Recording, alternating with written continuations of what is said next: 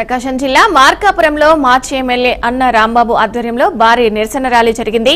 చంద్రబాబు ప్రభుత్వం private medical కళాశాలలకు అనుమతించిన జీవోను వెంటనే రద్దు చేయాలని డిమాండ్ చేశారు. రాష్ట్ర వ్యాప్తంగా వైసీపీ అధ్యక్షుడు వైఎస్ జగన్మోహన్ రెడ్డి పిలుపు మేరకు ఈ ర్యాలీ నిర్వహించబడిందన్నారు.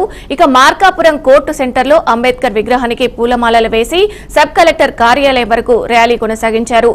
అనంతరం కార్యాలయ ఏవో రవీంద్రారెడ్డికి వినతి పత్రం అందజేశారు. ప్రతి మెడికల్ కాలేజీకి 500 కోట్ల రూపాయలు ఖర్చు పెడితే ప్రభుత్వం ఆధ్వర్యంలోనే పేదలకు ఉచిత వైద్యం, విద్యార్థులకు వైద్య సీట్లు లభిస్తాయని అన్న రాంబాబు అన్నారు. కనీసం 5,000 కోట్లు పెట్టలేని ప్రభుత్వం పేదల ఆరోగ్యంపై వ్యాపారం ఎందుకు చేస్తుందని మాజీ ఎమ్మెల్యే ప్రశ్నించారు. ఈరోజు వైఎస్ఆర్ కాంగ్రెస్ పార్టీ ఆధ్వర్యంలో రాష్ట్ర వ్యాప్తంగా 175 నియోజకవర్గాల్లో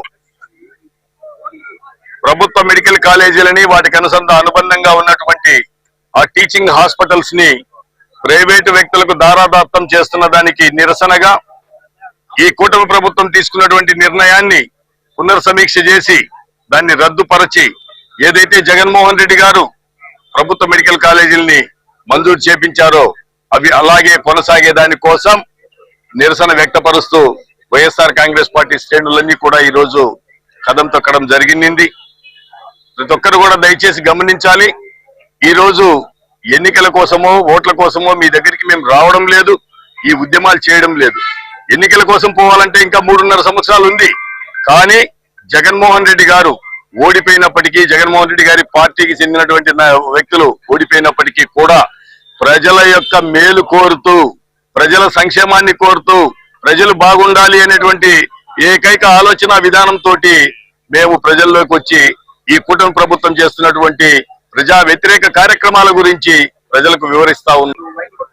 ఆంధ్రప్రదేశ్ లో 175 నియోజకవర్గాల్లో మెడికల్ కాలేజీలను ప్రైవేటీకరణ చేయవద్దు అని నినాదంతో జగనన్న ఇచ్చిన ఈ కార్యక్రమానికి హాజరైన మన ఇన్ఛార్జి రాంబాబు గారు, ఇంకా నాయకులందరికీ, లాయర్లకు, పెద్దలకు, చిన్నలకు, పార్టీ నాయకులందరికీ, సోదరులు మీడియా వారందరికీ కూడా నమస్కారాలు.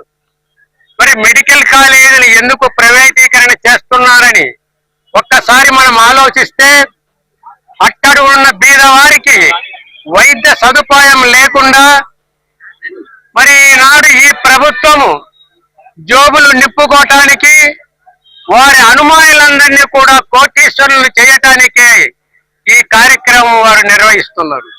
మరి ఇది ఎంతవరకు సబబో రాష్ట్ర ప్రజలందరూ కూడా ఆలోచించాలి. దీని మీద స్పందన రావాలని కూడా కోరుకుంటున్నాం.